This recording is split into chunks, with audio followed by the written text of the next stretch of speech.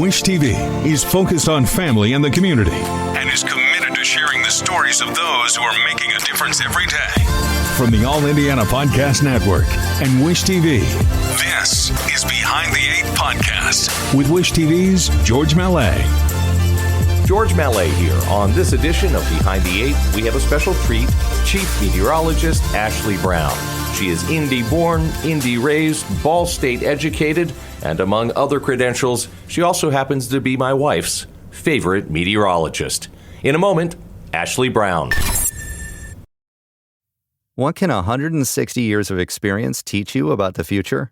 A lot, especially when it comes to protecting what matters. At Pacific Life, we've helped people and businesses confidently embrace the future with life insurance, retirement income, and employee benefits. With strategies built on strength and trust, and a promise to be here for you today and tomorrow. Ask a financial professional how Pacific Life can help you today. Pacific Life Insurance Company, Omaha, Nebraska, and in New York. Pacific Life and Annuity, Phoenix, Arizona. And I am joined now by none other than meteorologist Ashley Brown. So let's go back to when you were a little girl. Okay. Was being a meteorologist something you always wanted to do? I read about you taking pictures of clouds with a Polaroid camera. Mm-hmm. I can't say it was what I wanted to do. I don't think I conceived of what this job was younger. I was a huge radio fan, and I would spend every weekend listening to the Top 100 Casey Kasem countdown from 100 to 1. And so I would pretend to be Casey Kasem all the time. So just get in my closet, shut the door, and do my best Casey Kasem impression. And then when I got into clouds, it was about talking about clouds. Like I would incorporate that. I'm like, here's Hall & Oates, and here's some cirrus clouds. Okay. It didn't really go together, but as a kid, I just had my own fun with it. So, I loved radio and I loved taking pictures of clouds. It was kind of my thing. So how old are we when we're talking about this? Probably like 10. Okay, all right. Like 9 or 10 years old. That was a whole phase. And I ended up doing, my career started in radio, so I ended up doing radio for quite a long time. And the performance thing is, I feel like it's almost like left brain and right brain. But you are obviously a scientist as well, so at some point, you really had to learn all that stuff. So Ball State, meteorology program there. And actually, meteorologist Chris Wright is the one who actually told me to go. I was in high school when I went to go hang out with Chris Wright. And he was like, hey, you should take these classes at Ball State. And I was like, why not? Okay. Yeah. So did it. And I learned the science of it all. And for me, the good news is that I can't say that I'm like, fantastic at the science all the time. But what I do well, I think, is able to break down the science. Yeah. I can translate the science very well into normal speak.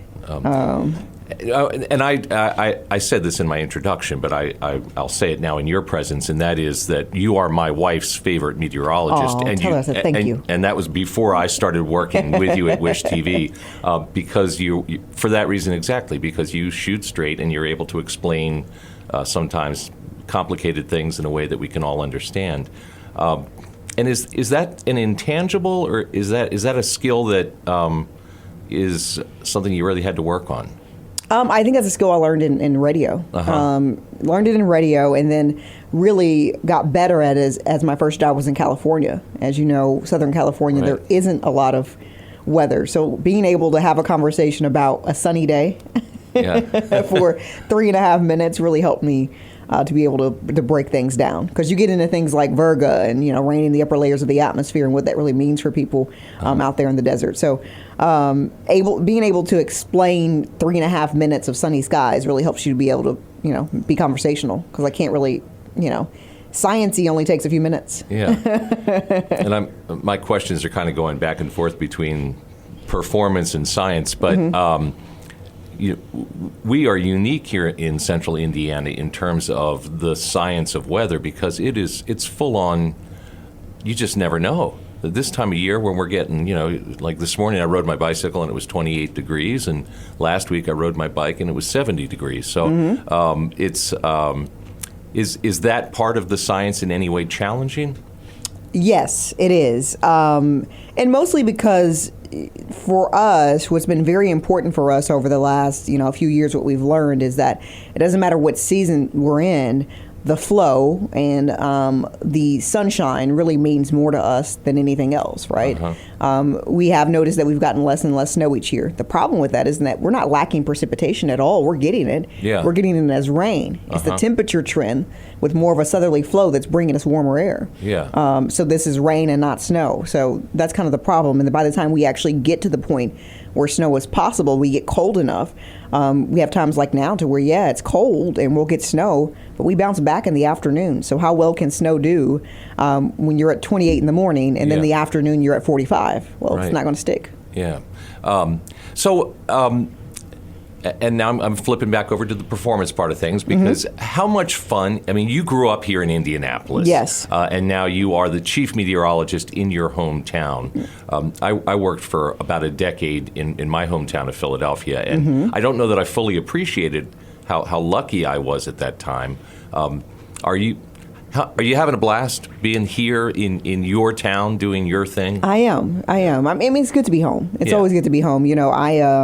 I came home the first time to do mornings at a competitor station down the street, and then that situation for me was a little less weather than I wanted to do. Kind of wanted to get into more weather, so I went away for a while and then came back as this chief job.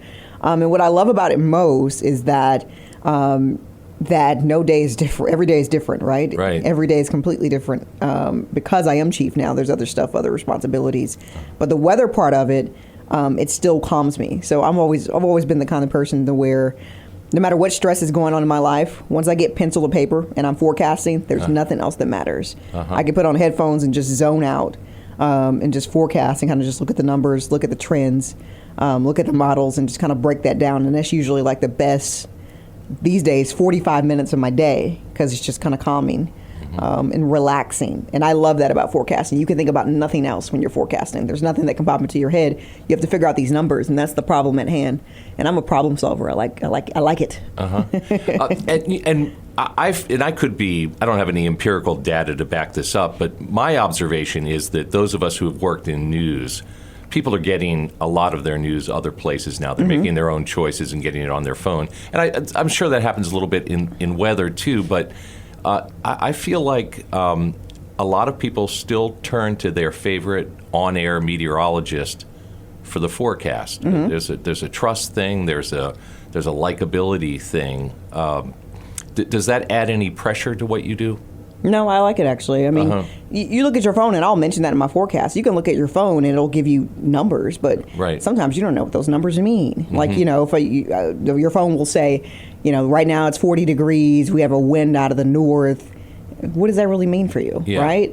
Well, I can tell you a wind out of the north means that we have a wind chill factored in as well. I can tell you a wind out of the north means that the breeze that we're getting today will make us much colder tonight. If that wind was out of the south, we would hold steady. There's no cloud cover, which means temperatures are going to fall fast as soon as the sun sets. Your phone can't tell you all that. So I like to take your phone's data and to give you kind of a full description of what all that means. Yeah. You have a growing family now. Yes. And so does that pose any unique challenges in terms of the immediacy of having to get a weather forecast on and take care of a young child and another one on the way? Yes. Yes, it is more. Well, in my early career days, I was the first one at the station when severe weather struck, right? Now I have a team. I depend on the team, and I depend on someone to be here when it might take me 15, 20 minutes to get here in a storm, to where it used to be it took me 5. Yeah. It takes me a little longer to get here, but at the same time, I like multitasking, so I like the challenge of it. There'll be times when you'll see my kid running around here. And so you just multitask. You just learn to multitask and kind of just to put this aside and do this and then put that aside and do that. So, when I got here about 4.5, 5 years ago, I was not engaged. I had a boyfriend, and I was a single gal mostly, and just kind of hang it out. And in the last 5 years, I am married on my second children, so a lot has changed. Yeah. So I'm still getting used to a lot. You made the team analogy. You talked about your team. How much coaching does the chief meteorologist have to do on a team? What are you called upon in terms of leadership? For me, we have a pretty good team, in our weather staff is a pretty good team. But for me, it's making schedules. It's, giving people the time off that they need. It's, approving their requests and approving their timesheets. And it's making sure, like, for instance, right now we have maternity leave for both meteorologist Tara Hastings and I. Well, I had to find people to fill in for that, and I had to, get those schedules together and things like that. But I don't mind it. It's just kind of another layer of the job. And as far as the team, those guys are always ready to fill in. They're always ready to work. So there's not much coaching that I do. Just more, I would say, I'm an organizer. Okay. I'm the organizer of things in the Weather Center. And I'll wrap things up by asking you just how much fun is it to be doing what you do on a daily basis? It's a lot of fun. Like I said, forecasting is one of those things to where I kind of need it. I think I need it more than it needs me, as far as, relaxing. Like you said, 2 kids, house, husband, whole weather staff to manage. I need that 45 minutes a day just to zone out and not to think about anything else. So, I love it for that reason. But I also like being able to translate. I love seeing things. Like today, I was just thinking about when I woke up this morning. My first thought was, "Gosh, we've had more snow in this first week of March than we've had all of February." Yeah, that's amazing. February is our month where we see 6 inches of snow. March is our month where we see 3. And so that's morning I woke up and I was like, "Oh, I got to make a graphic for that. We got to talk about that. Got to make that a quiz." So yeah, I like the way I like that kind of stuff to make it fun for everyone. She is Ashley Brown. She is our chief meteorologist, and she's the best. Thanks for listening today. And Ashley, thank you for joining me. Thank you for having me.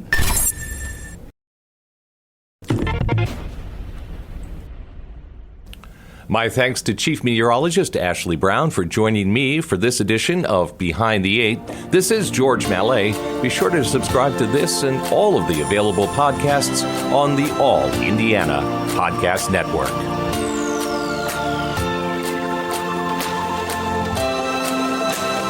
From the All Indiana Podcast Network, this is Behind the 8 Podcast with WISH-TV's George Mallet. Be sure to like, follow, and subscribe to this podcast wherever you get your podcasts. And connect for even more on Facebook and at WISH-TV.com.